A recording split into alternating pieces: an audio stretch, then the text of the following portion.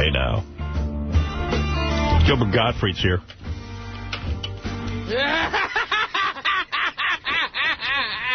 Promoting some gig. He's probably at Caroline's. Gilbert just had a baby. Well, hello there. Let's talk about a new debt. I mean, just imagine Gilbert being separated from his baby by thousands of miles. I don't think Gilbert could survive that. Hey, Gilbert. Hello. Yes. Gilbert Gottfried tomorrow night at 8 o'clock at Caroline's on Broadway in Manhattan. And for tickets, go to carolines.com. Is that one show and one show only? Yeah. Yes. He doesn't have the energy to do more. Yeah. He's a full-time dad now. Yeah, I would think he'd want to be out of the house more. What do you make of this story? David Spade, who's a friend of our show and I like very much, knocked up a Playboy playmate, Jillian Grace, one who used to do our show. What does he do? Does he marry her? No, right? No. He's already broken up. You don't marry him. Yeah. What do you do? What do you do? I guess he's going to have to give a lot of his money to her. Right. That would kill you, right? Yeah. We're asking him like he's Jimmy Kahn. Yeah. What are you doing this? You got a playmate pregnant. Here's a scenario you're familiar with. I was watching The Tonight Show. Yeah. Actually, I wasn't watching it. J.D. was watching it, and I walked by. And Bill Maher was on. And Bill Maher, I would assume, is viewed then as a scab for going on Leno's show. Yeah. Now, how you are on Leno's show, right? You're a regular? I am, but see, that's something I'm scared of. So far, they haven't called me. Right. Now I'm afraid they'll call because I don't know what I would do in that case. Well, Artie got a call from Conan, and Artie said, "What do you do?" And I said, "You can't go on because you're scabbing. I mean, the Writers Guild will, go berserk." Oh yeah. He's in the Writers Guild. I assume you are too, maybe. No, I'm not actually, yeah. You're too cheap to pay the union. Yeah, exactly. Yeah. You would be in it, but it's too much money. Yeah. Are you in any? Yeah. He's in something. He must be. You've got to be in SAG, right? Yeah, SAG and AFTRA. So if Conan says to you tonight, listen, Gilbert, I can't get any other guests. This is your chance.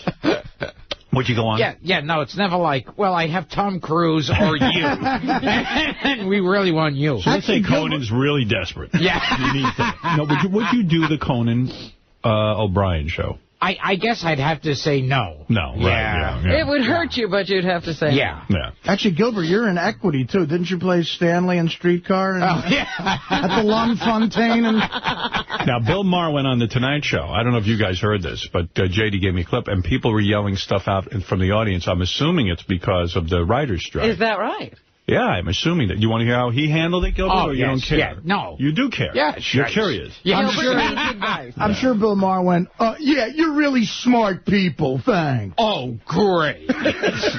You're going to yell out at me. Like you wouldn't do The Tonight Show. Yeah, all right, okay, losers. It's kind of like when Bush announced that the war was going well. Here's Bill Maher. No, I enjoy your show. For those people that haven't seen it, I must say, even though a lot of people disagree if they don't have HBO. No, well, those it's are true, the people but you're probably the most honest guy on television. That's true. To a fault. And I like it. Bill Maher's like, yes, that's true. Yes, you can. I am the most honest. Well, yes, I am. Most people would say, I'm sure there are many honest people. No, that's true. That's actually, it's been scientifically found out that I am the most honest guy on television. Makes me laugh sometimes. Right. Makes me laugh a lot of times, actually. So I want to get your take on something. Let's do this debate! Stop the censorship! Help! Save democracy! Let's do this debate! Wait, you know what's fascinating? He didn't even make his point. Anybody know what he's talking about? No. Thank you! Johnny Carson. What in the world is the guy screaming? Johnny Carson wouldn't put up with that shit. The guy goes, save democracy. I heard that part, but what's this and that? What is that part? I don't know. Sounds like Benji at the porn convention. Right. I'm tempted to say that had something to do with the strike, but I think that's just garden variety bat that could have occurred at any night. I wanted to get... It was so entertaining and informative, wasn't it? I mean, it really enlightened us to something we hadn't been thinking about, right? Wait, hang on a second. Well, then a second protester started screaming something about GE and NBC. So I'm assuming it's strike-related, but I don't know. Right. And I'm sorry I said bull. But, we have to cut that out. But I think, during the writer's strike, I think we should be able to say that word. Yeah, all right. Don't you think? Yeah. I mean, we need But just don't write it down. No, you can't write it down and say it. Don't write it down. Now, what do you...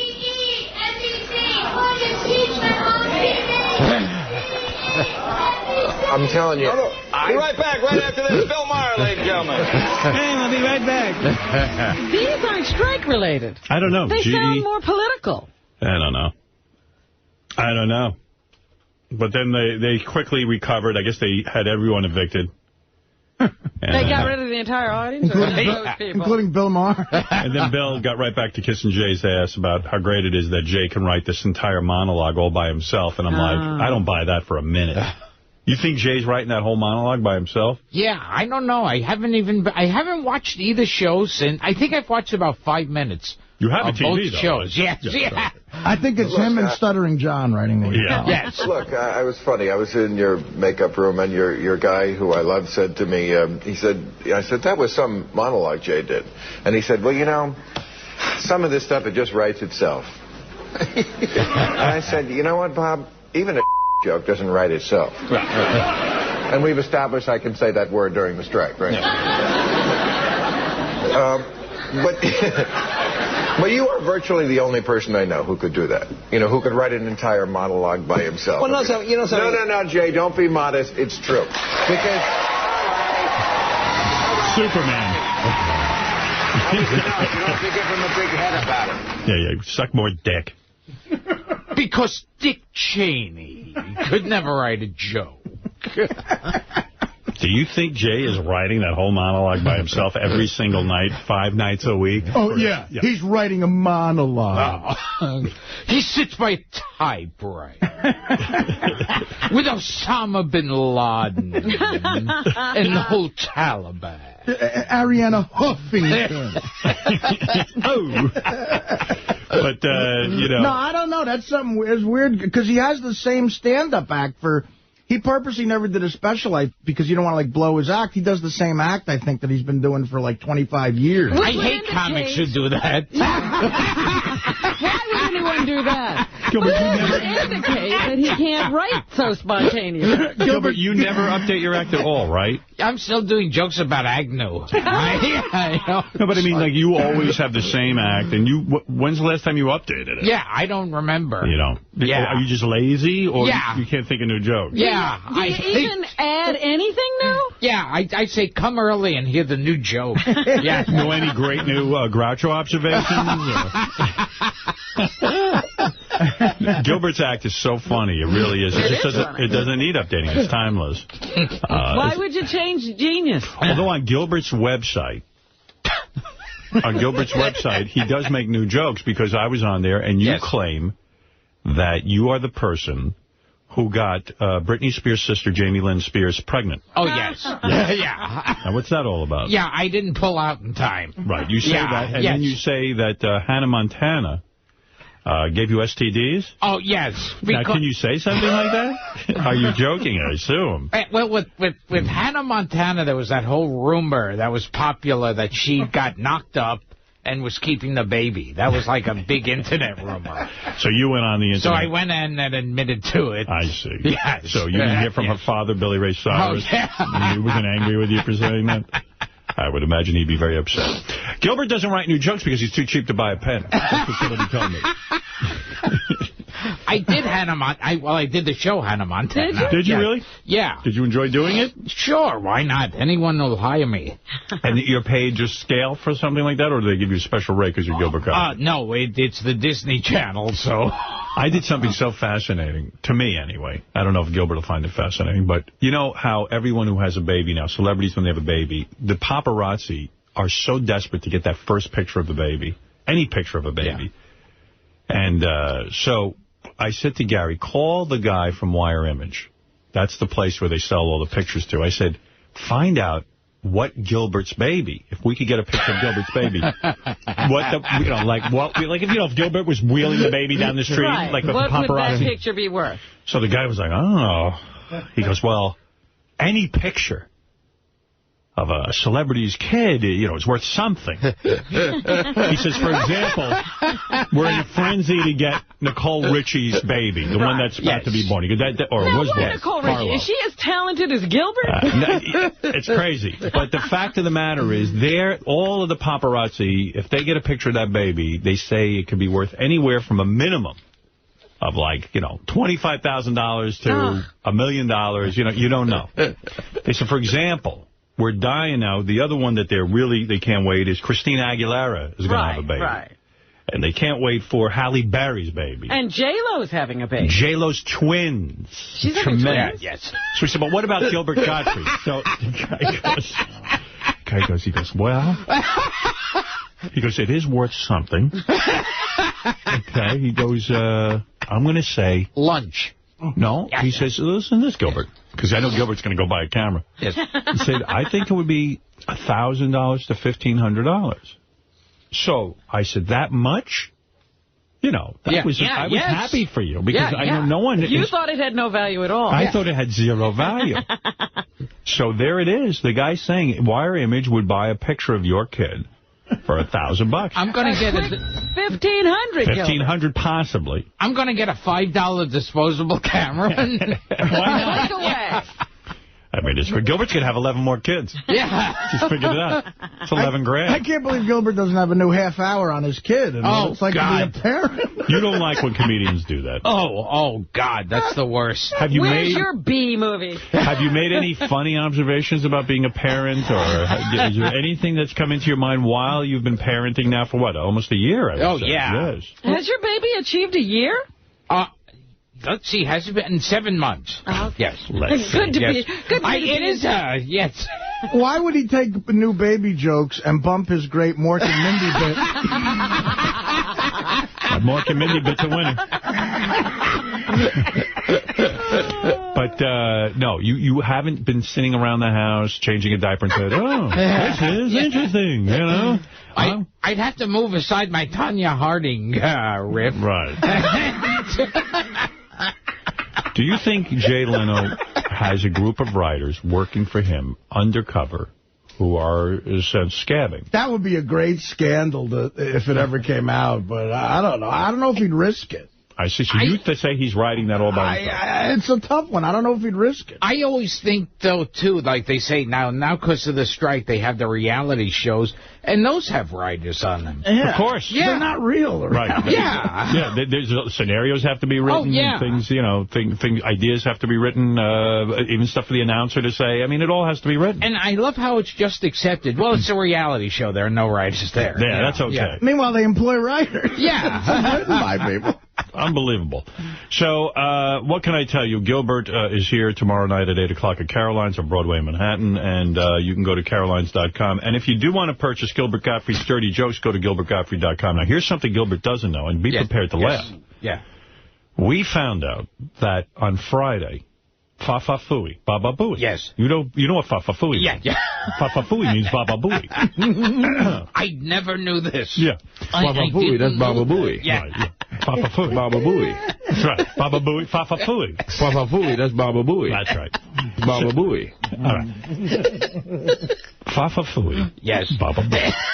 Baba Booey, that's Baba Booey. He is going to an orthodontist on Friday. Yeah. He's thinking of getting adult braces. Oh, Jesus.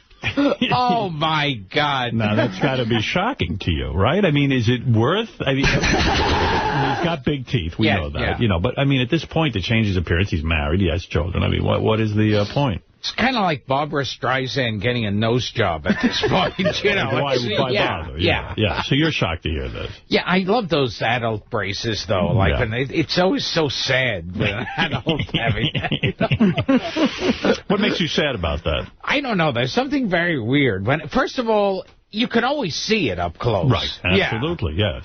Yes. Well, and imagine the metal they're going to have to use to harness those big choppers. It always looks like a lonely guy gets it done when he's 48, so strippers will pay more attention to him. I mean, it's crazy. It's like a 52-year-old guy having a baby. Right. Anyway, Gilbert, anyway, Jackie the Joke Man devoted Jackie's Joke Hunt, his show here on Sirius. Joke Hunt. You get it? Yes. To all orthodontist jokes. Okay. And I haven't heard these. Do you want to hear what Jackie did about this? I know you're a big Jackie fan. Yes. Here it is. Is there a Polish orthodontist? I have no idea. Does she mean a hooker? Let me see if I can find it. An orthodontist is fucking a midget. Let me see if I can find An it. orthodontist is getting a blowjob. From a monkey. Gary, it's And a horse walks in. Right, here we Are go. you saying he crowbarred an orthodontist into Yeah, the German in every joke became an orthodontist. Now, let me see if I can find this. It's A little boy's getting a blowjob, and his mother was an orthodontist. Hey, guys, where is... Why did the orthodontist cross the road? What? It's on Gary Page 1 on the right-hand corner, fourth column in blue. They told me Gary Page 2. A fag walks into a bar, and there's an orthodontist sitting there. All right, let's see if that's what happened. I have New Year's resolutions, and I got to break them already. Go ahead. My New Year's resolution, you know what it was? What? I was not going to break Gary Dell'Abate's balls about his teeth all year. Really? But there was a news flash. Yeah. I heard a rumor that he's going to the horsodontist. I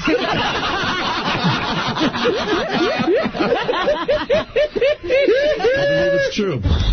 He's going to get, for you people, I'm sure everybody out there listens to the Howard Stern Show, and if you don't, you've heard of Gary, the guy with, a 10-pound head and a 20-pound set of teeth. He's got a piano in his mouth. Each tooth, the greatest joke ever, Greg Fitzsimmons said his teeth look like a lineup of urinals in Shea State Elementary. The funniest joke I've ever heard. But each individual... Wasn't old, by the way. Each individual tooth is like the size of a coffee cup, and they're jammed in together. And he says he's going to get braces. But braces are to move your teeth. Where the fuck are they going to go? They can't get any closer together. You can't pull them back because a team of horses could not pull them back. But what I was thinking of before we got on the air was... when you see somebody with braces, I always feel sorry for them because the braces are now in front of their teeth, and I always feel like their lips must bang into them, and it must be irritating. Now, Gary's lips can't get over those teeth anyway. He's perfect. So imagine if you got metal there. What I was thinking was, the only thing worse than somebody dragging you on your belly across a parking lot would be dragging you on your belly across the parking lot and then getting to those spikes. Do not back up. He's going to... Oh, it's the funniest thing I've ever heard. Oh, my God. What he needs to do is go to a dentist who puts in a normal size set of teeth that would fit in his mouth, and then he'd have to figure, maybe have, that stomach reduction surgery on his lips. Maybe have a lip extension. His lips are so big, he can't have smaller teeth. I'm not even making a joke. You know these people that lose all this weight and then they have flaps and flaps of skin? Yeah. Where the hell are those lips going to go? The top lip will reach all the way to the bottom. It'll be like a... I don't know, boss. You're making fun of me. It'll be like two kiddie pools with the air let out. Kiddie pools. Gary can't get this done. He can't get it done. Well, that was just some of Jackie's joke hunt. And, this is all shocking news. And a lot of comedians might devote hours to this. Yeah. Congratulations to Jackie for writing his first new jokes in 40 years. Gary, what about that? Come on, Gary. Horsodontist, you got to give it up for it. Made me laugh very hard. That's a funny joke. When you hear the humor now being created about you getting braces, are you now thinking maybe I better not get braces? Not really. I'm just going to go to the dentist. I'm going to the orthodontist to see what he can do. My decision's going to be totally on whether I can get results that I want or not. And I have to contradict one thing that Lisa G said in her story this morning. Maybe it's my wife's idea, but I never said, I'm going to get this done and everyone's going to stop making fun of me. It's just for me, so I'll have to figure it out. All right. I'm not going to... Whatever you guys say is not going to affect me. That moment should have been on Oprah. Speaking of Oprah... Yes. So Oprah announced she cut yet another mega deal and I feel so bad for the people getting in business with her. She announced that the people who used to own the Discovery Network are now changing the name. They've given Oprah ownership in the Discovery Network, and they're calling it OWN. Oprah Winfrey Network. It's not all of the Discovery Network channels. Right. They have a number. It's Discovery Health. Right. That will now be the Oprah Winfrey Network. Because there's a better picture of health than Oprah. Yeah, and Oprah is going... Yeah, I like Oprah's helping fat people. I mean, come on. She's fat as a cat.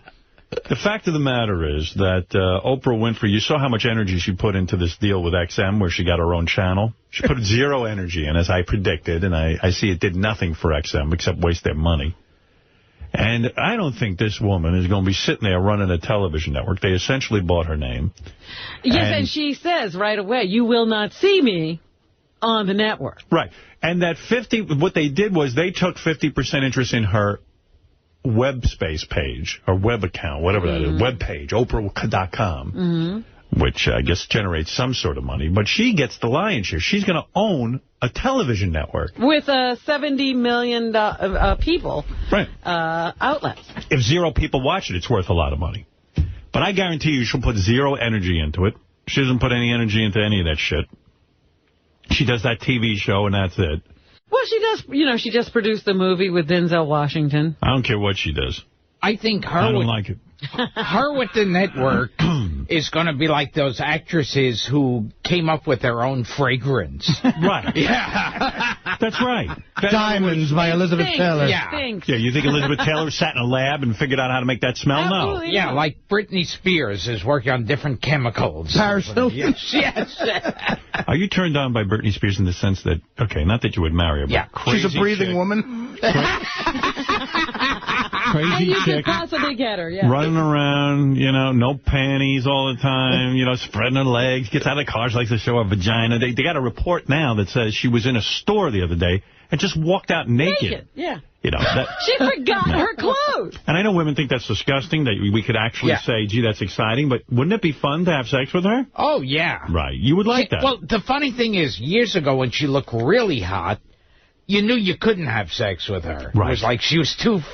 Unattainable. Yeah. Right. Now, even you could get her, right? Yeah, exactly. Right, exactly. It's like back in her, oops, I did it again. Like you could could beat off to her now and thinking, hey, I could get her. Yeah, back then I thought there's no chance in hell. But now it's like... it's too much to Well, believe. I don't think we're seeing an abnormal person. I think we're seeing a normal hillbilly. Yeah. That's just how they are. Let's go to Mark wants to say hello, and then we're going to do the news. Gilbert, if you'll be good enough to stay with us. I know you have many thoughts about it. I'm sure, Gilbert, you're very busy. Are you too busy? In the Middle East. So a peace arranged. That's been agreed on. Gilbert has to go update his stand-up because MASH got canceled. By the way, I just want you to know that I didn't get to finish this thought, but Jackie's joke hunt was an entire hour of Gary bashing jokes. Yeah, I mean, just so you know. Oh, hey, Jackie, the first thing that came to my mind when I heard Gary talking about his teeth braces, I thought to myself, he's going to get Bop braces. It's, you know what? It's one of those things that, like, you just got to go out on the street and let strangers come in off the street and talk about it because it's too easy a shot. It's just too easy. What? It's too funny. I hope he gets one of those night braces, the headgear. You see him coming in here. But he'd have to wear it like 48 hours a day. You'd have to get Superman and go back in time to find enough time. You don't have to make... Jackie breaking himself up. I know. He loves this. This is his dream come true. This is even too easy. It's so too easy. He's going to go out on the street and let strangers make up jokes. It's like when Michael Jordan would shoot a free throw with his eyes closed. See what else he had to say. Gary would sometimes talk to Howard and he would lean over my microphone or Fred's microphone to say something to Howard. And he really smelled. I mean, his breath really, all the jokes that are made in the world usually come from somewhere. Wow. And he really stunk.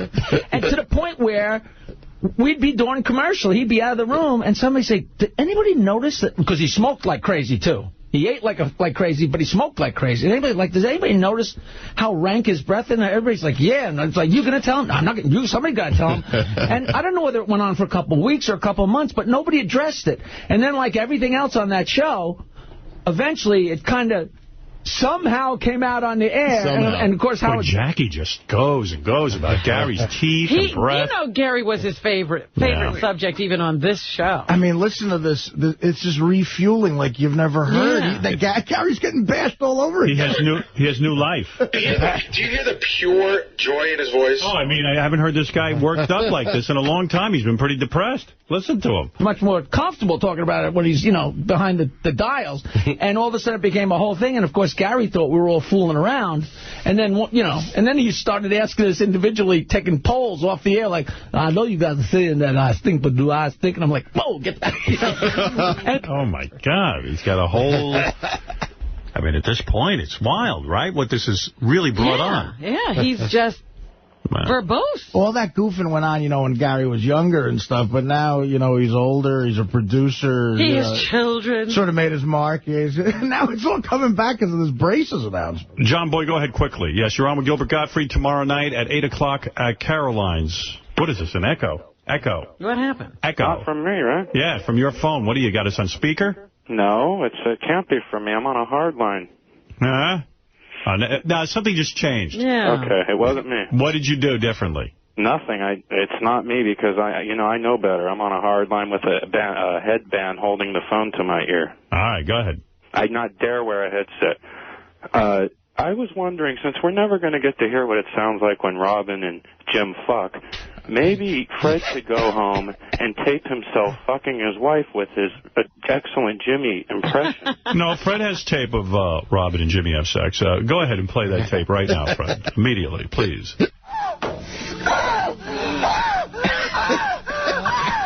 Wow.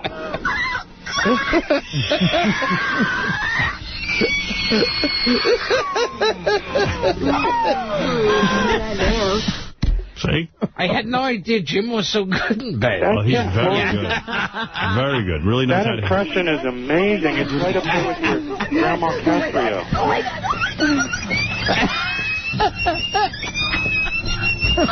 God. You know who called in? All right, thank you. You know who called in? Pussy. All right. Rub that clit, come on. You know who called in about Robin, who's all jealous that she's really falling for this Jimmy Florentine, is Hate Man. Oh, my God. Really? Yeah. I meant to play this earlier. This is Hate Man calling in, and he's all pissed off. Robin, my little Swahili monkey, lightly skinned Bosco bitch. How are you, honey? Listen, you got to drop this Florentine. I mean, my pipe is over here throbbing to go inside your fucking wonderful tunnel of fucking love. And once it gets in there, it'll be fucking driving you wild, bitch. Can Florentine talk wonderful love to you like this? Nigga, nigga, nigga, nigga, nigga, nigga, nigga, nigga, nigga, nigga, nigga. Gorilla, gorilla, gorilla, gorilla, gorilla. Monkey, monkey, monkey, monkey, monkey, monkey, monkey, monkey, monkey, monkey, monkey. Love you, monkey. You're my little Aunt Jemima, bitch. And you'll always be my little nigga. You're like my stymie buckwheat all together, honey. You know that I always love you, no matter what, bitch. So, come home to Papa. Come home to me. Make like I'm your Uncle Ben. You know what I'm saying, honey? Just lick my asshole and taste me fucking wonderfully around my pipe. His pipe? And lick my nut bag. He's way into you. That is hot. But then he trashed me, of course. The nigger part turned me on. You like that? Yes. You think that's sexy? Yeah. Yeah. Well, he then called, he did mention me on Letterman, and he really bashed me badly, yes. Oh, you didn't look that bad on Letterman, except for your fucking neck. It's all gobbled out, like a turkey neck cocksucker. And on top of that, you're nothing but a chicken fucker. That's right, you look like a prehistoric fucking ostrich, you cocksucker. You chicken bucker, chicken bucker, chicken bucker, chicken bucker, chicken bucker. You prehistoric electric cocksucker. Look at you. Just look at that fucking neck with all those wrinkles and folds. Gobble, gobble, gobble, gobble. He's right, though. I did see that, too. That was a surprise. So I he's have to making say, a point. I saw something, some loose skin there, and I said, I've never noticed that before. But I do. I look like an old man neck. What happened there? I don't know. You tell me. Do you see that in real life? I never seen it. That's why I was like, what is that?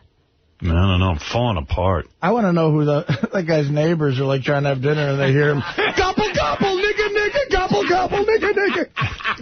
Yeah, where's he living? He must be in the woods. I hope. Gilbert, do you feel I'm looking older?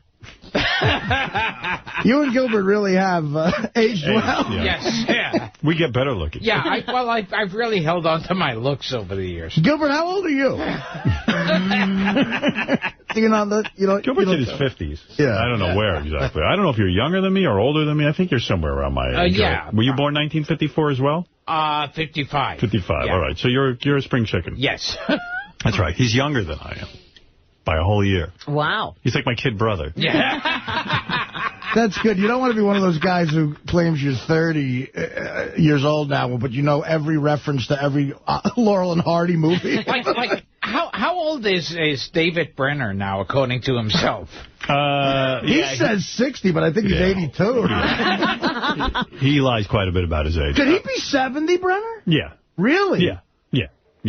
He could be, but I don't know. I like the birthdays on the entertainment shows because these, actresses are, just hit 20. Yeah. You know, these ones I've been seeing since I was a kid. Ralphie boy, go ahead. What do you have to tell us? Hey, now. Hey, now. Hey, I was actually going to call you off the air about this because you must be feeling bad about how you looked on Letterman because you don't look like that in real life. Yeah. I mean, I sat down and that high def is evil. It's that high def. Bullshit ever. I mean, it puts stuff on you that's not even there. I mean, I looked at that. I was like, holy shit. I look terrible. You in that high def, you looked bad. I do. Like there were these marks under your neck. I didn't. It just.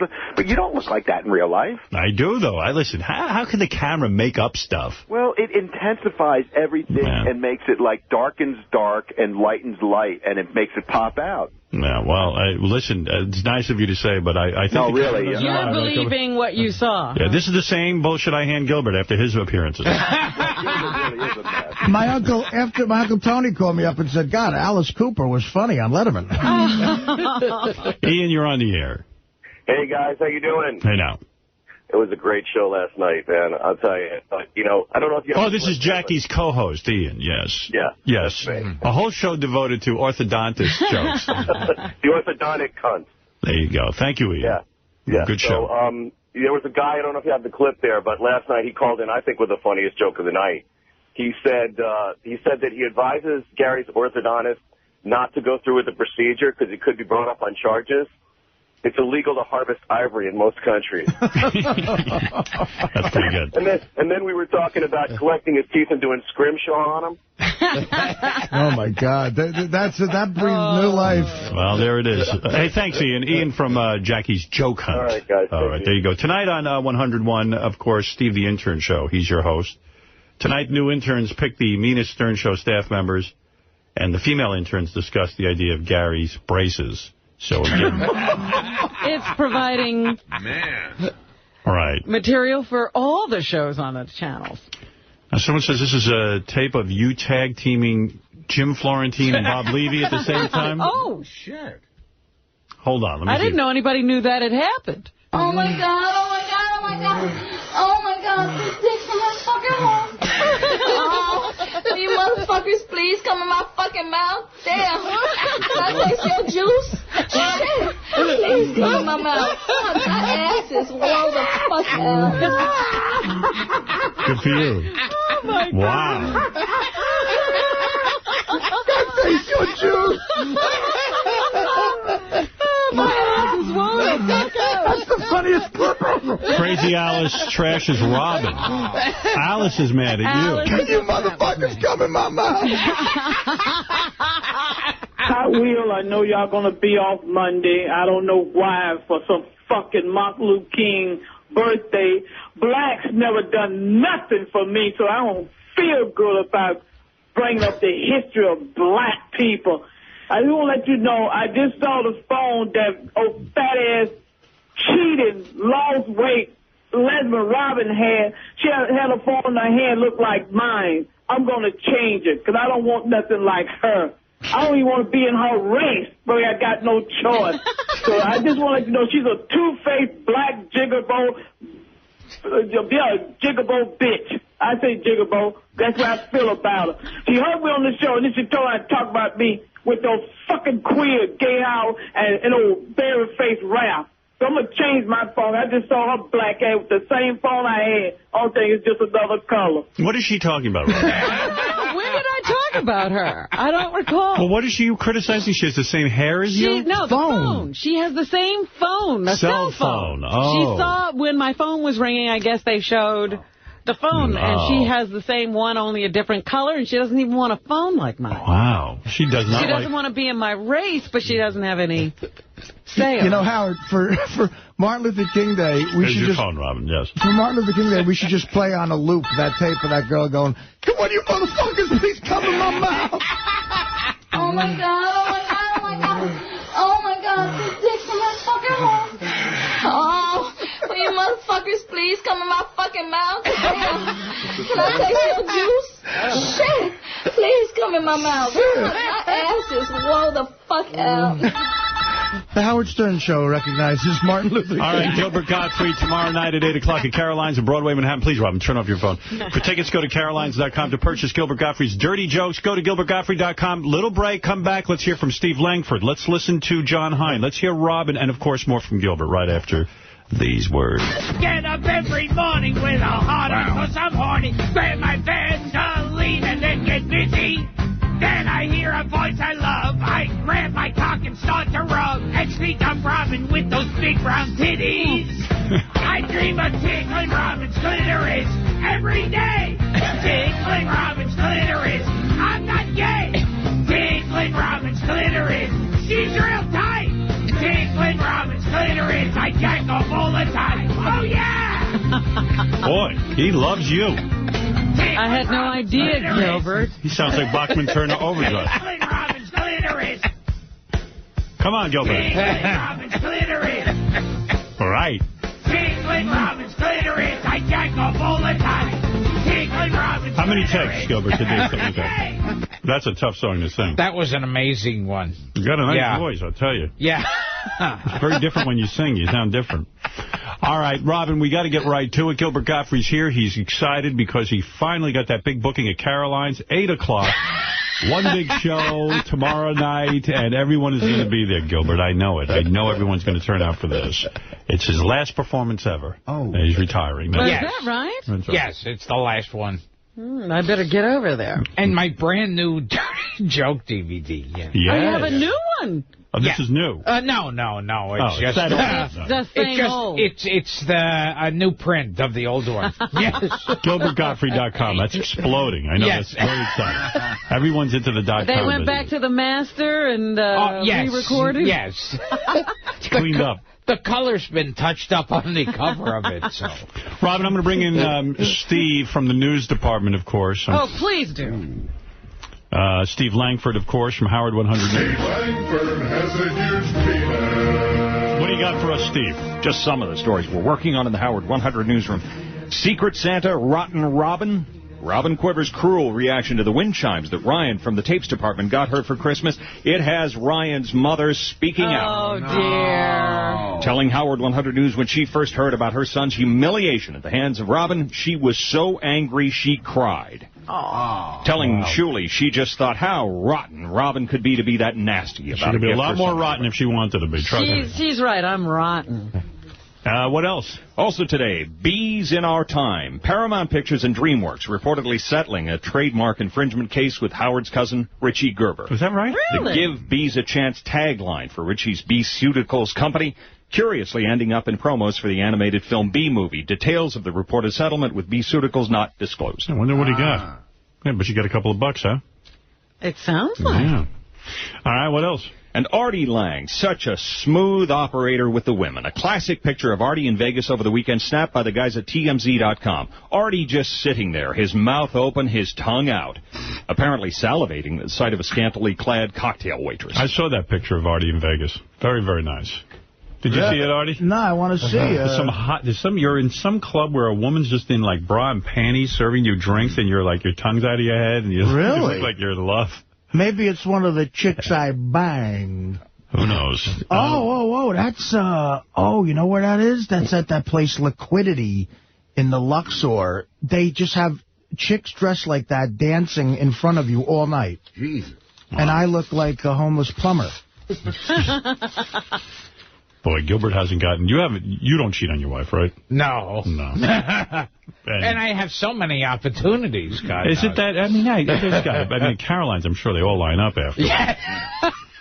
What else have you got there, Steve? Anything? If you see Stern News, we want to know about it. Call the Howard 100 News tip line, 877-33-SIRIUS, choose channel 100, or email us at howard100news@sirius-radio.com. All right, thank you very much, Steve Langford. Steve Langford has a huge penis. Marianne from Brooklyn, you're on the air. What's up? I'm vacuuming. Howard, you look so good in person. I was just a few inches from you, and I had a very good view. Why do you keep putting yourself down? Because I saw myself on Letterman, and the guy's right. TV does something else. In person, you don't look like that. The TV is changing my appearance that much? Well, I mean, how soon are people going to accept that bullshit? Well, it's true, Howard. Doesn't TV add or take 10 pounds away? It doesn't add or take 10 pounds of ugliness. Yeah. It doesn't add 10 pounds of flapping skin on your neck. Howard, I'm telling you, in person, you look fantastic. Well, I would like to look good on TV. Listen to me, Howard. Thank you. You look fantastic. Robin, when's your next date with Jim? Because I'm trying to, spot you guys. Well, that's a legitimate question. Yeah. Robin, you have plans with Jim tonight? No. Not tonight. How about the weekend? I know for a fact you do. Yeah? Yeah. Really? Well, maybe I'm wrong. Come on, Robin. We got to hear some gossip about you. Robin will email you, Marianne, everywhere they're going. She wants to keep some things private. Okay, I respect that. Let's go to a man named John Hine, who hosts the wrap-up show every day. John, what are you going to be discussing on the wrap-up show so people can prepare? John Hine has a huge penis. Thank you, everyone. Jillian Grace got her start on the Howard Stern Show, and Howard marveled over today's news that she's carrying David Spade's baby. Allegedly. It hasn't been proven. That's right. David is saying that if he is the father, he doesn't say he is the father. I bet he's hoping he ain't. It's between him and the backfield of the Chargers. We'll discuss Jillian's mom's letter that got her on the show in the first place, Artie's text to Spade today, and his predictions about Jillian that seem to be coming true. What will this end up costing Spade if it's true, and the best way to handle things if you just happen to get a 22-year-old playmate pregnant? That's a tough subject. Go ahead. Plus, Don King says if you can count your money, you ain't got none, and is living proof that anything can happen only in America. We'll go over his interview and what the legendary boxing promoter does while touring Iraq, his trouble getting it up at an older age, the legendary fights he's been a part of, and if anyone treats a jury better than Don King. No one. Did you get depressed when Don said it was over sexually? I don't think he was kidding, was he? I don't think so. 76, he says he can't get it up. That's sad. Yeah. You know, I mean, what else is there to live for? Although maybe you become really intellectual once you don't have to get it up. That was sort of what he was saying. He had so much time for other things now. Yeah, maybe you start caring about people. I think he's saying that to get himself to stop himself from killing himself. Yeah, it's like, no, I have an intellectual and spiritual side now. Go ahead, Johnny boy. Well, plus, will Artie scab for Conan? How did DePace, Jason, and Will really feel about each other? Benji's odd dining requests, Gilbert's insightful parental observations, Jackie's orthodontist jokes, and everything else that happened on today's show, we cover on the wrap-up show. No, I asked Gilbert his sleeping schedule. I said, did it change with the baby? You got to get up early. He goes, oh, no. I sleep late and I go to bed late. I don't even think he does any. You don't lift a finger with that baby, I got a feeling. You know what I mean? I think your wife handles that end of the business and you handle show business. Oh, is she supposed to eat? Right. Yeah. Is the apartment so large that Gilbert is aware of what's going on in a part of it? I think they're in separate apartments. Yeah, I have a golf cart that takes me around. No, I hope you're hands-on. I hope you're getting involved a little bit. I know it's hard for you. But Will David Spade or Gilbert spend more time with their kids? I think Gilbert. Gilbert at least live with the kid. All right. Thank you, John Hein. We look forward to the wrap-up show at 11 o'clock or as close as we can get to it. I'm familiar with the name Grayson, but do you have a picture of her? Jillian Grayson? Yeah. Where's that picture we had this morning with her new tattoo? I never Beautiful took girl. it over here. You might have left it over there. Maybe I threw it in the garbage. Oh, well, here, Look at that's her. from Look our at her. website. That's her. Can you see the screen? Holy shit. Oh, okay. Nice, huh? Look at it. Wow. Yeah. Wow. That's a milk-fed, like, Midwest. Keep going. Definitely not Jewish. Jew-hate. Yeah. Where's that picture of her naked? Yeah. Gilbert needs to see that. You love naked girls. Not usually, but for this time I'm making it. Was it torture growing up for you? I mean, you're like the rest of us. You're a horny guy. I'm a horny guy. Was it torture not getting girls? I mean, before you got into show business. Oh, yeah. It must have been terrible to Yes. be the nerdy, picked-on guy and never to have a woman. I mean, it's like you want to just How burst. old were you when you got Yeah. your first woman? God, I don't know. It was just, but it was older than... I mean, now I hear, like, they say, like, kids now, it's like 11 and 12, they lose their virginity. I know. And I'm thinking, oh, my God. I don't think I was masturbating at that age. That's mostly in the black community. Yeah. That's not true, Artie. So, do you even know when you lost your virginity? Do you remember the age you were? No, I don't know exactly Were what you age, out of but it college? You never went to college. College? Never went to college. College no. is going to let him in. Yeah. You were probably in your 20s, I would imagine. I always assume, yeah.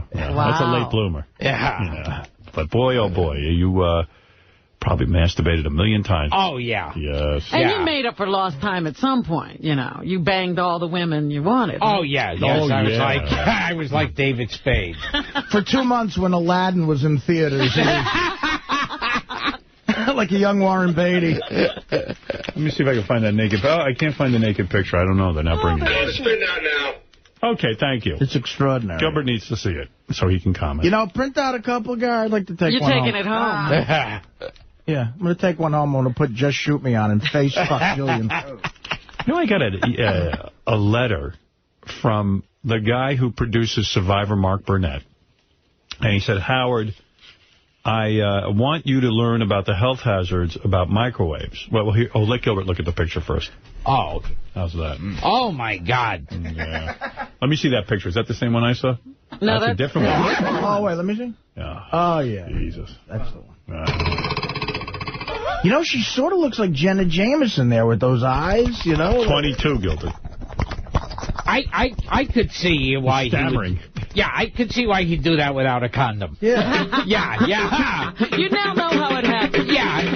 That feels good. Yeah, if that's Here, in look at front this of one. you and, oh, my God. Oh, I didn't see that one either. Yeah. Hold that one up, Gilbert. Holy shit, those are real tits, too. Yeah, real. I remember when them fun bags They're came real. out for the first time here. It was extraordinary. God damn. She has real boobs. Unbelievable. Oh, the pictures are just flying in. Oh, jeez. Let me see. I'm Hold fucking that. mad. Yeah. Why am I so mad? I'm angry, too. Her hair's darker than Oh, Christ. That might be the She has hair, Robin? Oh, you see, that's the ass. See the ass?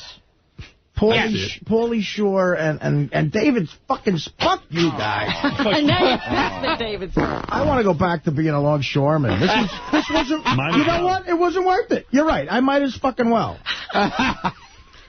Well, let me tell you, I'll take your mind off it. Throw those pictures away. I want to go home and fuck those pictures. I got a letter. I got a letter from Mark Burnett, the guy who produces Survivor. Fuck him. He says, Howard, after I heard about the health hazards associated with microwave ovens, I invested in a company with True Cook Plus technology. So he's claiming that microwave ovens are dangerous because, like, when you take a TV dinner and put it in a microwave oven, that most microwave ovens don't thoroughly heat up the food and kill the salmonella. So he's got some special microwave he's sending me that would kill all the salmonella in food. Oh. So let's say you put in a chicken pot pie, and it's frozen. But what it is the companies don't cook them all the way through because the microwave is supposed to do that. Yeah, you're supposed to finish the cooking Right. process at home. But he's claiming because it's so uncooked, you can get sick and all this other stuff. And he's got some kind of new microwave oven he's investing in?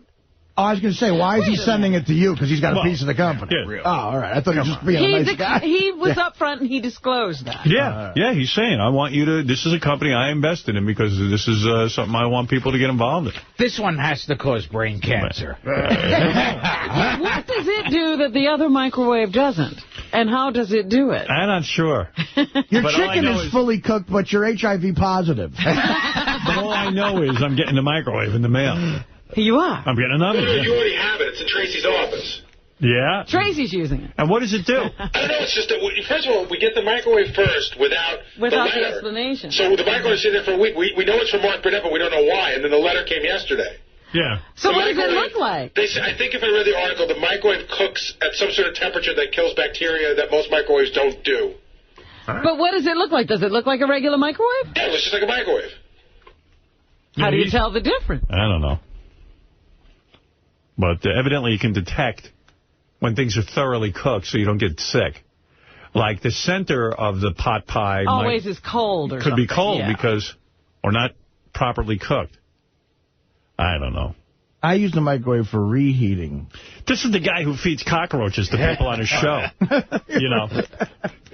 So what does he know? Yeah, why does he know about the microwave? Yeah, he's writing me letters about microwaves. And isn't he rich enough? What the fuck? I mean, you know. Yeah. This is probably some relative. Who, one of those. Got him into a business, and now he has to make it work. I don't know. What's up, Johnny Mo? Yo, Johnny Mo, big fan. Yo, Howard, I want to say I haven't been eating out of a microwave for quite some time now. Even if those ones, they say that they can protect you, I don't even want to deal with it because just... Are you afraid there's leakage? And all that stuff. Just put a pot on the stove and cook it a little bit, that's all. Heat it up. Yeah, a lot of people are afraid of the leakage and all that stuff, but I don't care. But I don't really cook food in there. I just heat it up. Yeah, well, I don't eat meat, so I don't have the salmonella issue. The radio waves, the radioactive waves or whatever, you shouldn't even be going through the food and then into your body. You know what? I have ovens and stoves now. I hardly cook. I eat raw. I'll buy them from you. So my kitchen is almost useless. You eat it raw? Robin loves bragging about her new diet. She sure does. Is that right, Jimmy? And she'll be eating it raw in Falls Church, Virginia this weekend. Jimmy needs the stove and oven. I'm kind of weird with stuff, too. I need the microwave because when I'm fucking Robin, I get real hungry afterwards. Oh, please come my mouth. All right, never mind all this. Robin, let's get to news. Here we go. Goodness. Robin reads the news. I'm as hard as a rock. I'm thinking about a titties and a stroke on my cock. 'Cause they're brown and perfectly round. Those luscious mouths. Her beautiful breasts are big and brown. Her chocolatey chest is big and brown. All right, a lot of fun on the show tonight. One of the reasons you watch... It's like blowing the 5 o'clock whistle on the zoo. Deal or no deal, Howard, I suppose, is the allure of seeing all the beautiful models. Yes, I do like that. And tonight on the show, one of the beautiful models will be Ellen DeGeneres. Yeah, that's going to be a real cock blocker. She's neither beautiful nor a model. How is that? That's full She's a celebrity model. She looks like she just smelled salmonella. Yes, I don't think her pot pie was all the way cooked through. She looks like, she just looked at the microwave and goes, my pot pie isn't cooked. Well, she looks like she just smelled bad pussy. She gets better pussy than anybody in this room. Goddamn right. That's right. Well, is now... I'm still shocked that she's a lesbian. Yeah, who would have thought that? Yeah. I started to think it when I saw the kind of clothes she wears. Oh, my God, yeah. It's like some of those shocking news items, like her and Rosie O'Donnell. Like, you're going to go, oh, my God, I never thought. Are you friendly with those girls? Mind blown? Do you run into those girls on the stand-up circuit, so to speak? No, you don't? Every now and then I've run into Rosie O'Donnell a couple of times. Right. Do you have a relationship with her? Are you friendly with her? Yes. Yes, you're having a No, I mean a friendship. I don't have a friendship with anyone in business. I can't believe that. You're so likable. Yeah. I mean, it seemed like it'd be so much fun to hang around with you. I've been on the road with Gilbert. He's very open. Are you ever contacted by other famous? Are you ever contacted by other famous comedians, like the Steve Martin or Robin Williams ever call you? No one. Never compliment you or nothing. No. Yeah, this is funny. the one person who every now and then did used to call me was Rich Jenny. I guess you cheered him up. Yeah, I helped him out. Richard Jenny killed himself. Yeah. After a phone call to you. All right. I just spoke to Gilbert. No, that depressed me. Gilbert also talked to Hemingway and Hunter Thompson quite a bit. Talking to Gilbert Gottfried makes me want to shoot myself. Do you ever reach out to someone and say, I'm a comedian, you're a comedian, I admire you, this is Gilbert Gottfried, I'd like to speak to you on the phone? Do you ever reach out to anyone? No, and you know what's happened to me a few times? I've had celebrities who will even give me their number because there's that initial excitement thing. Right. Oh, Gilbert. Two celebrities meeting. Yeah. Who has given you their number? Kippadata. Can you think of someone that we might be interested in? That gave you? Stewie Stone. Fred Stoller. Has anyone that is of note that you can mention? Yeah. Who gave you a number? God, I don't... one time, actually, many years ago, Michael J. Fox. Michael J. Fox. Talk about people who come in contact with me. Come to Harlem. So where did you meet Michael J. Fox? I don't know. I think it was in an elevator at a hotel or that's something. Exciting. And very excited. And he came up to you and said, wow, Gilbert Gottfried, I watch you. Yeah. I enjoy your work. I've been watching you since I was a kid. And he said, here's my number, give me a call. Yes, and then I actually called him. You did? And then it was like one of those things like, oh, yeah, hi.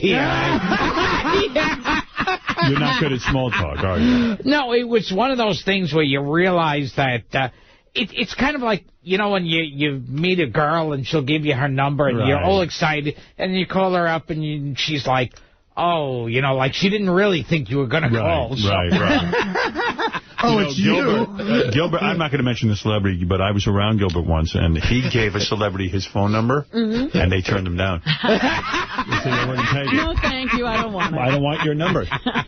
All right, let's go. Ellen has displaced Oprah on the list of most popular celebrities or TV personalities as well. I saw this list that Ellen DeGeneres somehow is more popular than Oprah, but look, Oprah beats her in the ratings. But they like Ellen better. I don't care. When they go head-to-head, Oprah beats them. That's likability. Whose show do you watch? Well, did you read the bottom of that article? You know how many people they asked? How many? 1,200. Yeah, but that's how they sample in these polls. They never ask thousands and thousands of people. 1,200? I thought maybe they'd go... Yeah, but they did representative sample. But they did the sampling on the planet Lesbos. Yes. Who do you dislike more, Ellen or Oprah? Who do I dislike more, Ellen or Oprah? I don't dislike either one. Either of them? I like them both. Yeah, I would say Ellen if I had a guess, knowing your rants. I don't dislike Ellen. I don't dislike Oprah. I just think some of the things they do are dumb, and I'll point them out. But you see, that's the misconception. Then I walk in a room. What is that? Gilbert, would you stop playing with that? That's enough. Gilbert, you're not at the Brooklyn Diner. Gilbert nervously fingering a bottle. It's the most action I've gotten. Right, I'm fingering a bottle. He's happy to be out of your power. All right, go ahead. Well, Ray Romano tied with Homer Simpson on the list of your favorite TV personalities. Yeah, he talks like this. I'm Ray Romano. One day we'll find it, the Rainbow Connection. No, I mean, I've seen Ray Romano, and he's like, hey, you know, I got great kids and a great wife, and I'm a family man. And Everybody Loves Raymond was great. Is that a decent impression? Sort of. It's on the mark. I don't know of who, but... Gilbert, I don't dare do impressions in front of Gilbert. He is the master. Yeah. You don't do Ray. I'm working on a Robert Mitchum one. Updating the act? All of his impressions are very old. They're dead on. I saw Gilbert, one time me and Gilbert did a theater together in Anaheim. Mm-hmm. Yes. And it's all 22-year-old kids, right? And at the end of his act, like, they're not getting some of the references. So they start getting hostile. And he goes, all right, you kids are young. For my closing bit, I'll do one you'll love. Here's Humphrey Bogart. in the honeymoon. Have you learned any new impressions whatsoever? Do you know any of the young stars? When I was in Anaheim, I was doing like Nipsey Russell. You know what you did? You know what he did in Anaheim? It was great. Gary was there. You still doing your whole Planet of the Apes rap? Oh, yes. The first one, not the new one. This was before the new movie came out, Howard. You do a bit on Planet of the Apes? Very funny. The original. Give him the opening line of it, because it is funny. What is the opening line of your Planet of the Apes show? Oh, you know, it's so funny when it's taken out of context like that. You can't remember. It's look how realistic it is. Ignore the lips behind them. Oh, yes. Do it. It doesn't quite work. He doesn't want to do it. But the thing is that he's very temperamental about his work. It's very funny. You could blow a whole routine for him and write something new. It's extraordinarily funny. When did Planet of the Apes come out? 30 years ago? 1969. 79. Well, no, he does do all sequels. It was done by 74. He does. No, what he does. And I saw Gilbert in 1987, Howard, for my 20th birthday. Me and 8 of my friends, we heard him on your show. We went to go see Gilbert at Caroline's at the Seaport, okay? Right. And he did an hour. We hurt our guts laughing. Right. I saw him again 7 years later, verbatim the same act. I laughed again, but his closer, you talk about up to date, has always been Ralph Cramden in Casablanca. At the end of Casablanca, and he's like, "You're getting on that plane with Vic Laszlo, Alice. Oh, you're getting on that plane. Maybe not today, maybe not tomorrow." But Gilbert, a Planet of the Apes, I don't mean to burst your bubbles, a 30-year-old movie. I mean... It's 40. It'll be 40 next year. What? I mean, you got to sit down and think about some of these new movies. 3/4 of the cast are dead. All right, let's let Robin do the news. I was just going to run up the list. Bill O'Reilly was number 8. David Letterman tied with Steve Colbert for number 6. Jon Stewart was number 5. Right. Hugh Lowry, number 4. Jay Leno, number 3. Oprah, number 2. And Ellen DeGeneres, number 1. Congratulations to Jackie Martling. I see in the paper today that he has renewed his contract with Sirius Satellite Radio to continue the joke hunt. No, I want more money. I'm leaving Sirius because I think I can get a better deal elsewhere. I'd ask for more, but I don't want to seem like a orthodontist. Right. What else is there? Also, have you seen the Tom Cruise Scientology talk? Yes, video? I have the video. Could you play some of it? Because I'm dying to hear it. Here's the rap. I guess this was done somewhere, and the supposed Scientologists are trying to keep this off the Internet or something. Well, apparently it was on YouTube at one time, and they were told to take it down, and they did, and Gawker.com. I think Tom Cruise said, "I want you motherfuckers to please come in my ass." A lot of people would say... I don't think he would say that. No. But he doesn't do a black voice. Go ahead. I think this video was used to sort of recruit people. Well, no, it's not clear what this was, but Tom Cruise was talking somewhere, and now he's being criticized because he's so fucking exuberant about this Scientology. And he makes wild statements like, you know, when there's an accident, we have to show up at the accident because we're the only people who can help. Right. They're the only people who can do something. I mean, it's like crazy stuff. So here I'll just play you some of it. He's a bozo. Let's see if there's anything that all right, here we go.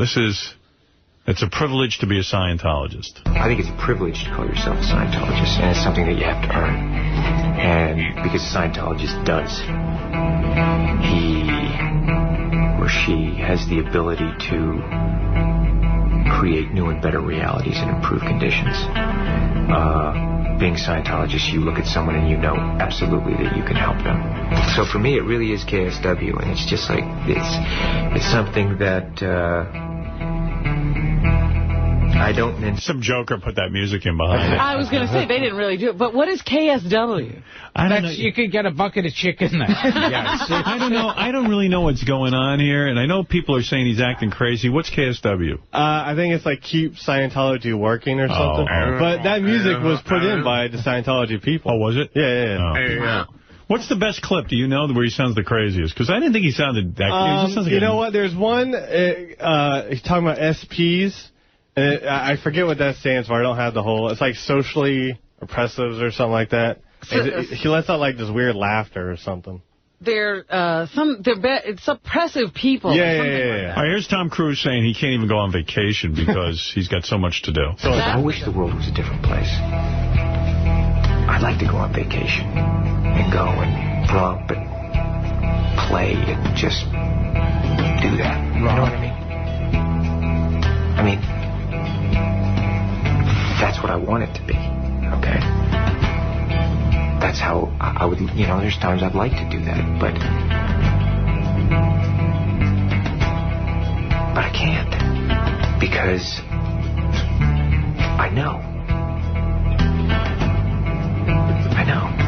So,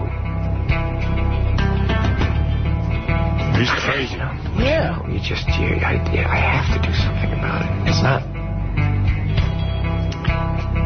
you know, you can sit here and wish it was different, and then you look at it and you go, okay, this is it. All right, okay, and there's that moment where you go,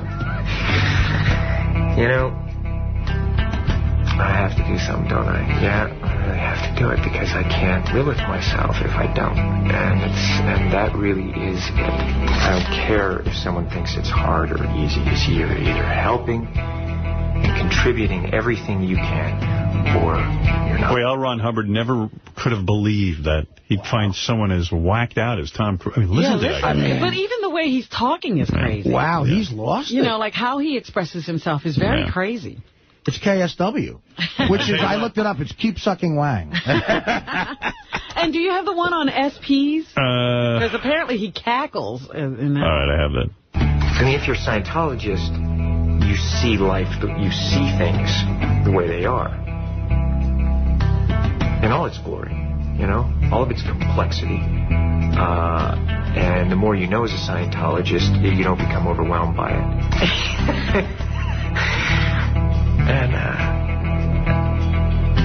went, you know, they said, so, like, have you met an SP?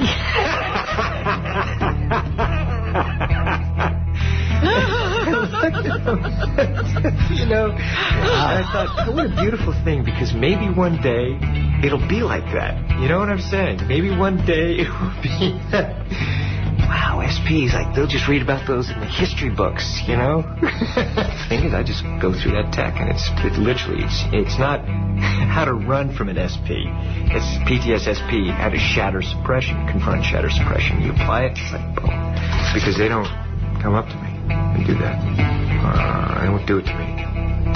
Not to What the fuck is he talking about? Wow, this is... Who's he talking to? I don't know. He's just talking. He's talking right into a camera. But, man, you know what gets me about... SPs must be people who don't believe in Scientology. They're suppressive persons. Right. And that's all I know about them. What gets me about the business is if you're worth that much money, you could be that crazy. I guess so. Yeah, and he keeps getting... It's like with me, if I went out and said... you know, I kind of like diet root beer. They'd go, oh, Gilbert's crazy. I can't hire him. Yeah. What's up? You should play the second clip, too. He just talks about, he's just more crazy talk. We are the authorities on getting people off drugs. We are the authorities on the mind. We are the authorities on improving conditions. Criminon, we can rehabilitate criminals. Way to happiness, we can bring peace and unite cultures. Well, do it. You're waiting for it. Do this crazy stuff. Get off your ass. Once you know these tools and you know that they work, it's not... Just cure acne. Fuck everything else. I could... I'm just doing okay. Traveling the world and meeting the people that I've met, you know, talking with these leaders in various fields.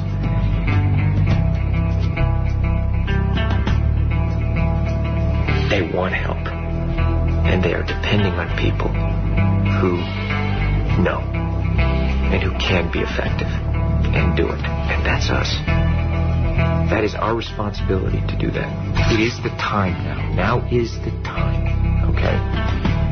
It is, being a Scientologist, people are turning to you, so you better know it. You better know it. And if you don't, you know, go and learn it, you know? But don't pretend you know it or for, you know, whatever. It's like, we're here to help. Wow. He's a real recruit. Yep. Yeah, all right. They said in the video too, he's karate chopping and. Yeah, I didn't see any of that, but I didn't see the whole video. I missed the karate chopping. I love that now's the time to solve all these problems. Like before, they were kind of holding back. Hey, Amy. Amy in Baltimore says she's a Scientologist, yeah. Well, I'm not officially a Scientologist because I don't have the money to be a Scientologist. So you're just nuts now. No, I'm not against Scientology per se. I'm against all religions in the sense that, I mean, if it gets you through the day, it's great. But, I mean, all these religions have such whacked out stories that you're supposed to believe in. And it's just so funny how Tom Cruise really thinks he's a savior because he's a Scientologist. And, like, he's better than everyone, that he's got the answers. Like, he can show up. He can't even go on vacation. Can you go on vacation, Amy, or are you too important? No, I could go on vacation, and Right. he could cure acne, by the way. That is possible in Scientology, to cure acne. Well, yeah, of course. You know what? You just won't do it. Go on vacation. Just don't shoot Mission Impossible 4 and go cure somebody or something. Yeah, why make these stupid movies when you could be bringing world peace? And well, you guys aren't allowing him. You're not. Have any of you even read the book at all? No, I know what haven't. it's I'm not reading any books. We have to read the book to allow Tom to do this? I love not to know. You're asking all these questions. We're that SPs. You don't even know. We're proudly SP. I read one book, honey, the Hank Aaron story. That's it. All right, baby. Robin, let's continue, please. All right. You know the Senator Larry Craig? He was the guy who was in the bathroom stall at the airport. And who admitted to getting gay tap sex? dancing and reaching under the stall, but he didn't want anything. And then he said, I take back my confession. Well, he's trying to get his guilty plea rescinded. Did I say it was a faggot? I meant, no, I'm not a faggot. And the ACLU has jumped into the fight. Did I say I suck dick? No, I meant I don't. I don't do that. People have a right to know if their senator's a faggot. Well, I'm not a faggot. The ACLU has jumped into the fight on his side, Howard. They filed a brief yesterday supporting Larry Craig in Minnesota, citing that people found having sex in closed stalls and public restrooms have a reasonable expectation of privacy. Right. So if you're in a public restroom and you close the stall door to have sex, it's like a private space. Not really. That's what they're citing in court. It sounds like he left the stall door open.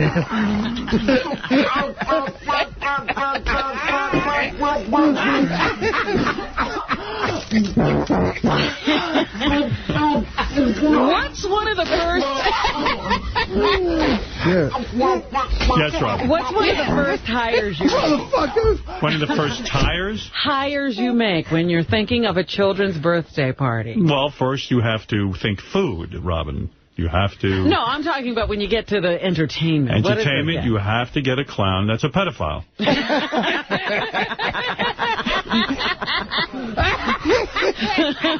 Well, I don't know. That's being redundant. I don't know if you're looking into the background of the clown so much, but you do think, yeah, maybe I'll just get a clown. Yeah. And that'll keep the kids entertained. You want to know the truth? I have seen so many fucked up stories about clowns that there's nothing funny about clowns.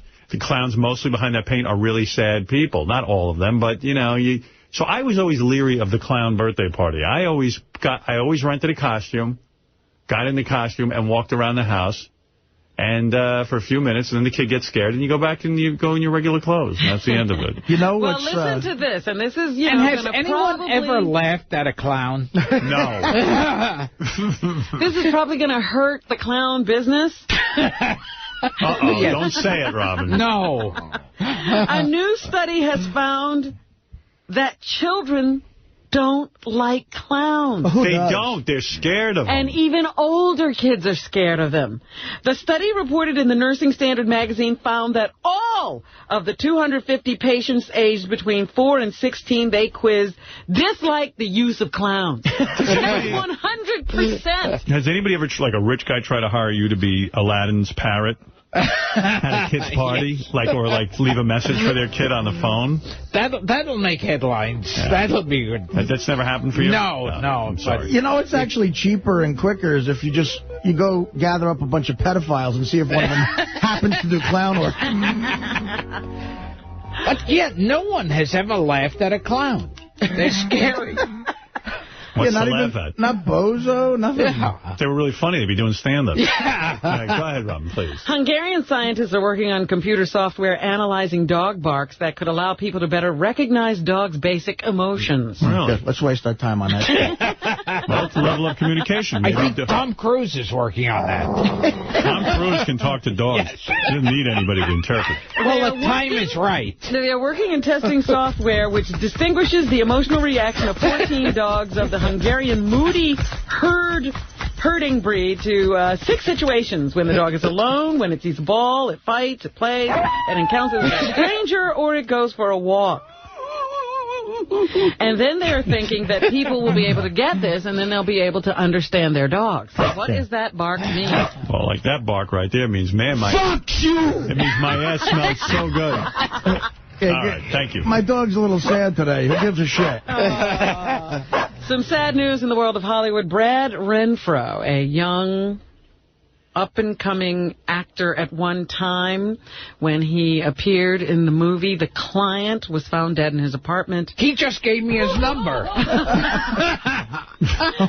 He said, call me tonight. Oh, that's not right. He was found dead in his apartment. And they are doing an autopsy because they want to determine if drugs had something to do with it. He has had an ongoing battle with drugs and alcohol in the past. Renfro is fucking an orthodontist. Well, I'm sorry to hear that. Here's a little example of his work, Howard. What a touching tribute. What number on? I can't find my page. Where is it? I can play it if you just... Yeah, here we go. Artie's advising them on the funeral. Well, what you should do is put them in a box before you bury them. I wanted to ask Gilbert a show business question in the green room, because I saw his DVD was on Showtime, and I'm in the process of trying to do something like that, to put a DVD on television. And I got 2 words out, and Gilbert just burst and... I go, what? He goes, I want to ask you a question about your DVD. What am I, Arthur Godfrey? Nothing. And you started laughing? Yes. The reason you have a DVD is because Artie was your mentor? Yes. Hours I spent on the phone. Hours on the phone. All right, let's find out what this clip is. 2-5, the client. 2-5. Here we go. Let's see. You should go to a mortician. You do need a lawyer. How many cases have you... So this kid died. All right, go ahead. Oh, you're so bad. I feel bad. I mean, but... Gilbert's not behaving. If the heart's not beating, that means that he's usually dead. I'm George Jessel. Yeah. When I want to tell you, he was a wonderful man when he was alive. He did so much for the American troops. Do one of the jokes. World War II. Do one of the jokes he talks to his mother about. Hello, Mama. Mama, it's Georgie. But your son, George, the one that sends you the money every... Oh, okay, now you remember. Yes, sir, how are you, dear? What, you seeing spots before your eyes? Oh, well, maybe you should put your glasses on. Oh, you see the spots a lot more clearly now. Okay. Did you see that parrot that I sent you? What, you ate the parrot? Why did you eat that parrot? Spoke 10 languages. Oh, he should have said something. Yeah, that's some act. Could you imagine, like, in vaudeville days, he would do like an hour of that? Robin, what else? Mitt Romney won the Michigan primary yesterday. They said it was Hello, Mr. Romney. This is Georgie. the one that's voting for you? Oh, yes, that's your constituent, yes. It was a must-win situation for him, and he did win. Here's Mitt thanking his supporters. You're right. I'm one of your supporters. Oh, now you remember who I am. Yes. 3-5. Did you get that vote I submitted? When George Jessel would do it, would he hold a phone in his hand? Yes. A win looked like it was impossible, but then you got out and told America what they needed to hear. Fuck you. And here he repeated his pledge to strengthen the military with better care for veterans after reminding voters of other promises. We also said that we're going to strengthen our families. We said we're going to strengthen the economy. I will never accept defeat for any industry here in America. We'll fight for every job. You won't accept defeat? What? You'll accept the hands, but not defeat. Okay, it's all right, dear. Presidential candidate John McCain conceded defeat. What? You have a cane? What? You're not using the crutches anymore, just the cane. All right. 3-7. We're good to the native son, and I understand that and support their decision. You won the round and earned your celebration tonight.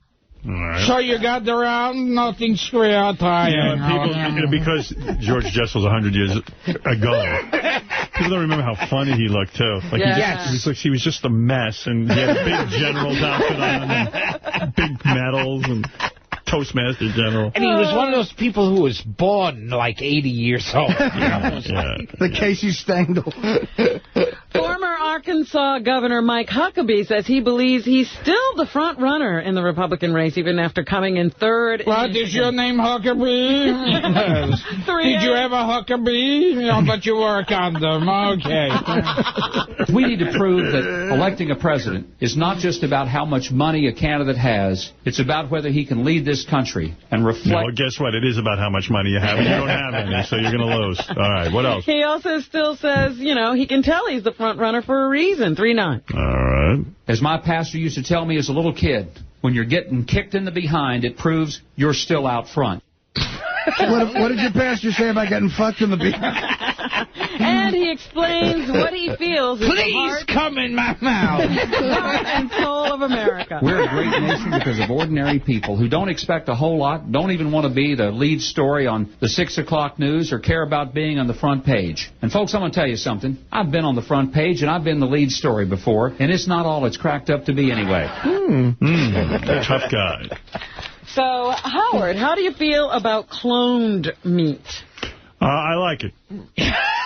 I like cloned meat. Yeah? I told you I'm a big cloning guy. I like cloning. You want to eat cloned I beef? want to eat cloned beef, yes. Okay. Yes, I do. Hello, is this cloned beef? This is Georgie. The one that eats cloned beef? Yes. I am not worried so much about cloned beef. I like this cloning because I believe one day, if we need an operation, if you need a kidney, if you need a heart, that they will be able to clone body parts and you will be able to live much longer. I don't know why is there a move to clone beef? Well, the beef we have is very good. And people want more of it. They do. They're like, wow, this beef is so good. Let's clone it. I think I'll have more beef. Everyone says, why not have twice the amount of beef? Hey, well, there's an argument. If that beef tasted good, another one will taste even better. There's an argument going on in the industry about whether it's good to eat products from cloned animals or not. Here's a farmer. Hello, you're a farmer? Yes. This is Georgie. He says there's no difference in cloned cow and bred cow. 1-9. All right, 1-9. As far as I know, there's no difference between a cloned cow and a bred cow. Sure. But this food safety advocate, Joseph Mendelson, says there's not enough data. We don't think that data has really been looked at fully. We don't think that data fully exists. I like cloned beef. I'm not talking about corned beef. I request it. Talking about cloned beef. Is this beef cloned? Thank you. I'm all for it. Listen, people, we have to feed the planet. To clone this beef, then there'll be more beef. They'll have twice as much beef. Here's Oprah Winfrey talking about her new network. She says she's fulfilling a vision by having her own TV network. 2-1. She's not going to put any energy into this new network. I'm telling you, she's overextended. David came in and really spoke about the vision that I've been having for 15 years. It felt like, I can't believe you're saying this. Hello, Oprah. It's Georgie. But you can't talk now. You're eating again, but you just ate. Here's what the programming will be like on the Oprah Winfrey Network. Issues on money and weight and health, relationships. Just like her satellite channel that does nothing. Spirit and helping people raise their children. Remind me not to tune in. Sounds exciting. Yeah, it sounds great. And she says this is an evolution of her work. She was originally affiliated with the Oxygen Network, and that went nowhere because she doesn't really add anything to these projects. She's not sitting there plotting and planning how to make this stuff good. I don't know. They use her for her name, I guess. This is an evolution of what I've been able to do every day. I will now have the opportunity to do that 24 hours a day. Do what? On a platform. You're going to do your show 24 hours a day? No. I'm very upset about this deal. Well, here's David Zaslav, who is the head of the Discovery Network, and he, or whatever that is, he says he's going into business with Oprah. Our core mission is knowledge and curiosity, and this is right in our sweet spot. And we couldn't be more excited to be in business. Well, I think their heads are going to roll because they gave away a tremendous amount of equity in this television network to Oprah. All she had to give up is half her interest in her own website. And they got to buy her name, essentially. And I don't think it's going to work. And I think it's going to be a folly. They can have my website. Yeah. Well, why not? Yes. Gilbert putting it out there, the Gilbert Gottfried Network. Is up for sale. That's right. Go for it. Anything else, Robin?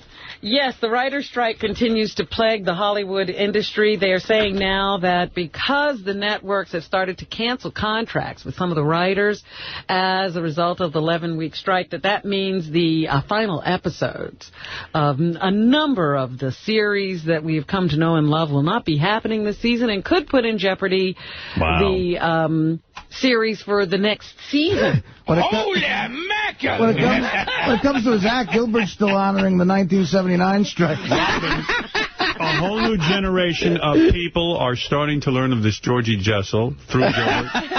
There's a sexy young lady on the phone who wants to have phone sex with George Jessel.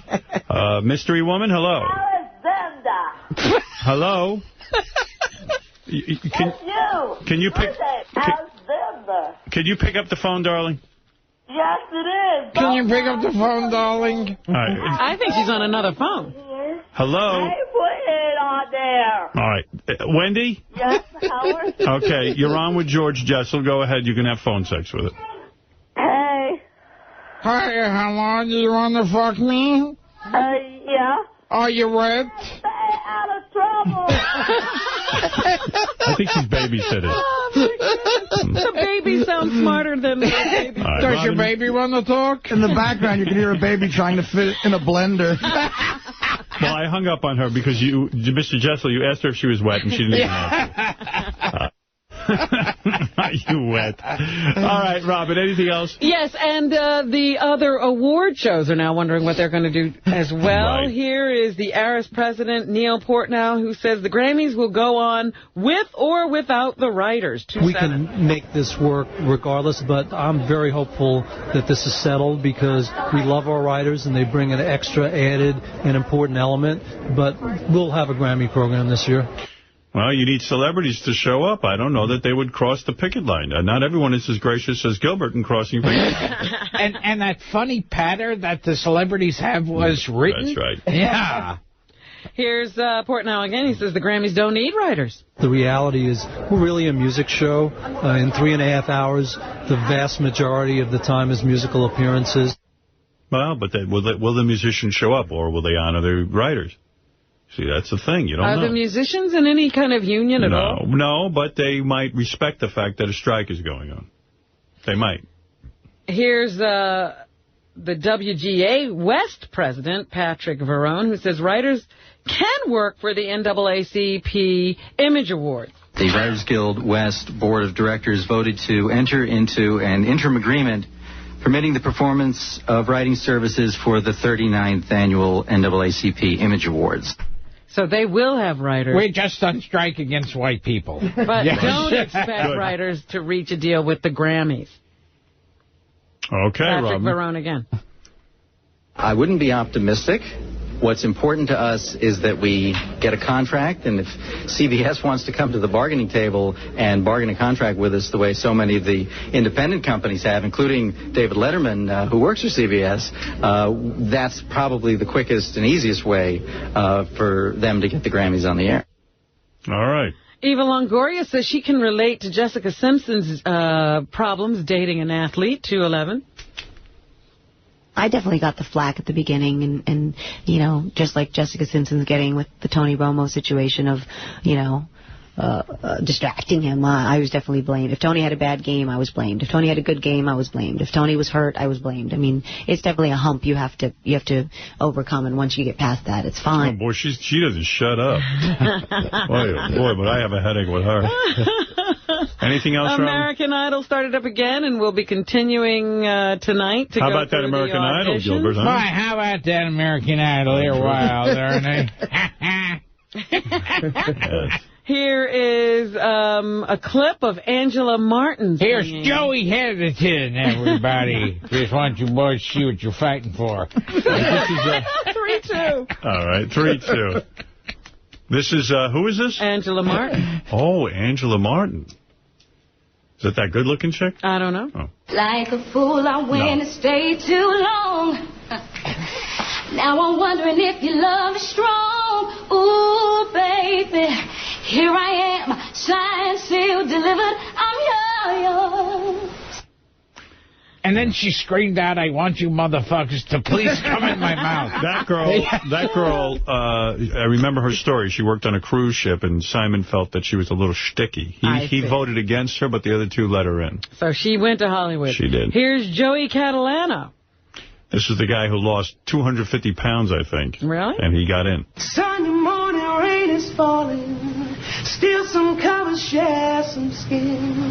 Clouds are shrouding us in moments unforgettable. You twist a fit From Philadelphia, Joey Catalano. Okay, and here's Temptress singing on Wow. it, and I'm telling you. This is a very, very obese black chick. Her mother is obese. And you can write for her. They Writers Guild said. And she, Temptress, you know, they wouldn't make fun of her because she was a big fat black chick. She sounds hot. I think David Spade is having a kid with her. She's 16, Robin. She looked like she was 55. Yeah. Wow. And I am telling you, I'm not going. You're the best man I ever know. And I know where I can. Now, you know how Randy can't control himself and laughs at every person? Right. When it came to the black chick, he wouldn't dare laugh. He wouldn't laugh? No, and they all walked her out and, you know, made her feel better. Yo, sister, you great. I see evidence of racism in that show, but what do I know? Reverse racism. Thank you, Robin. Very good. Well, All right. American Idol continues tonight with its auditions. Okay.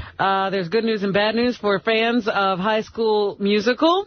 The good news is that all of the cast members have signed on for a third installment, which will appear on the big screen. The bad news involves one of the show's most popular stars.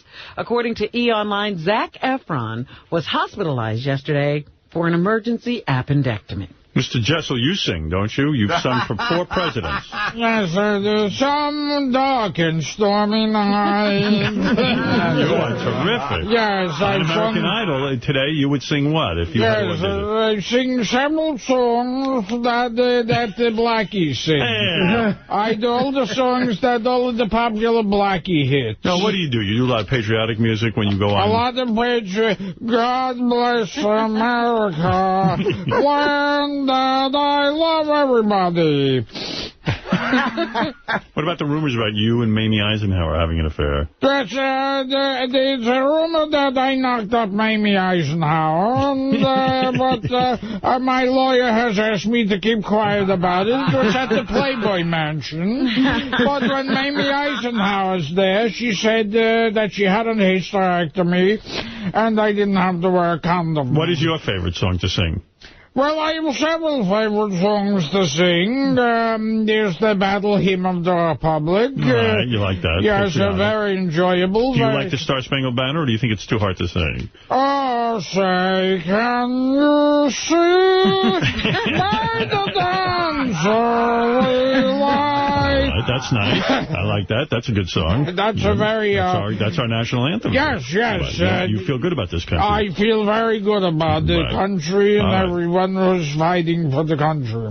And let's go to Robin, who and has... I give Gilbert Gottfried advice on his DVDs, too. See Gilbert Gottfried tomorrow night at 8 o'clock at Caroline's on Broadway in Manhattan. Go to carolines.com. Also, Gilbert's Dirty Jokes CD. Go to gilbertgottfried.com. It's a DVD, actually. obviously. Yes. All right, Robin, anything else?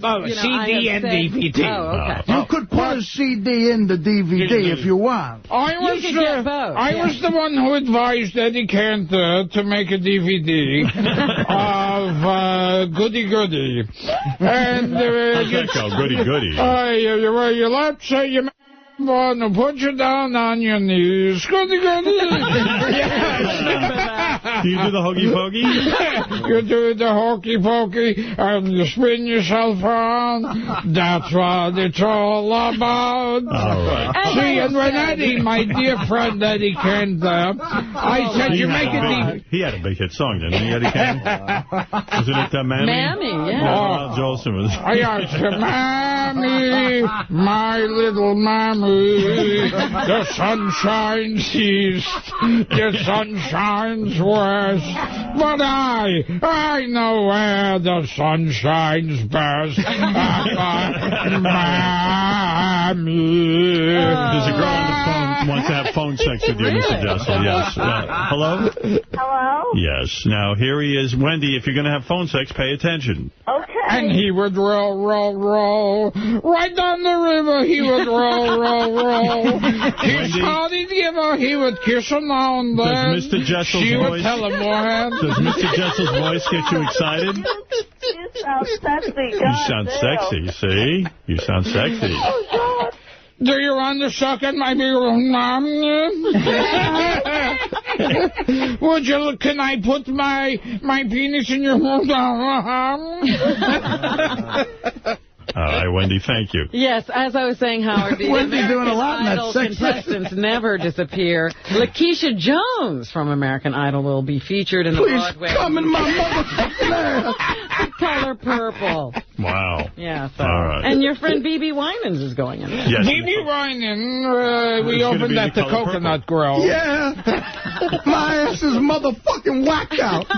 Anything else, Robin? Dr. Phil, they say, is having trouble landing big stars to celebrate his 1,000th episode taping. That's because he's a douchebag. Right. They say that ever since he had that debacle, people are staying away from him. He was looking for some celebrity tribute, some walk-ons by some big-name stars. Ask me, I'll do it. But the booker has been trying to lure these walk-ons with the promise that they can promote a project or any charity that they're involved in. But he is being turned down. A-listers are reluctant to do the show right now. Right. So Dr. Phil having some trouble celebrating himself. Because he looked really bad when he did that. We've been talking about the fact that David Spade may be expecting a little one.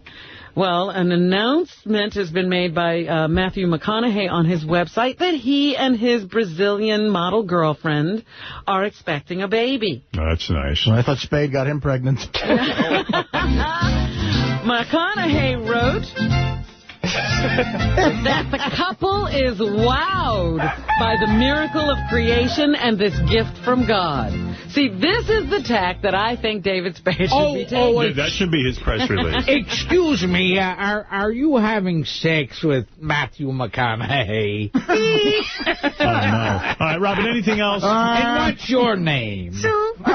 It's Sue. Baseball's steroid scandal is moved front and center. And what do you do? Gilbert, I gotta end it at some point. Yeah. You gotta understand, I've been here since 6. The man who conducted the in-depth investigation into baseball, George Mitchell, took the stand before Congress yesterday.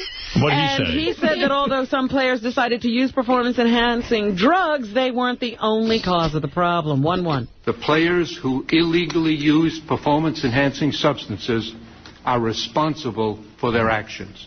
I like seeing people who have used steroids. It's interesting, their bodies. I'd love to put Gilbert on steroids and see him, this big, muscular Gilbert walk in. It would be fascinating.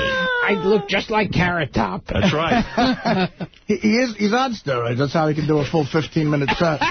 Well, Mitchell says there's plenty of blame to go around. 1-2. All right, let's hear this. Everyone involved in baseball over the past 2 decades, commissioners, club officials, the Players Association, and players, shares to some extent in the responsibility for the steroids era. All right. People in the business of baseball are trying to step up and take responsibility. The commissioner, Bud Selig, said that the league has implemented a tough new anti-steroid policy. 1-3. MLB has conducted educational programs for players in the majors and minor leagues during spring training. We have stepped up these efforts in recent years, striving to find ways... All right. They're going to get serious about steroids. We get it. Donald Fair, who's the chief of the Players Association, acknowledged the problem and said players are open to considering recommendations in the Mitchell Report. Action should have been taken and probably could have been taken sooner. Players Association accepts its share of responsibility for what happened. So do I. Congress has said either baseball will clean up itself or they'll get involved and clean it up for them. Yes, it's very important we clean up baseball. That's right. Got to be clean. That's what Congress is busy with. And we have not known the extent of the problems with Britney Spears. They are now saying before she got carted off to the hospital last week, she had written a suicide note. Right. I think these people ought to back off. I think she's really, really nuts. I mean, there's nuts and then there's really nuts. And she's allowed to write that note. She left it on her bathroom counter. Bruce Valanche punched it up.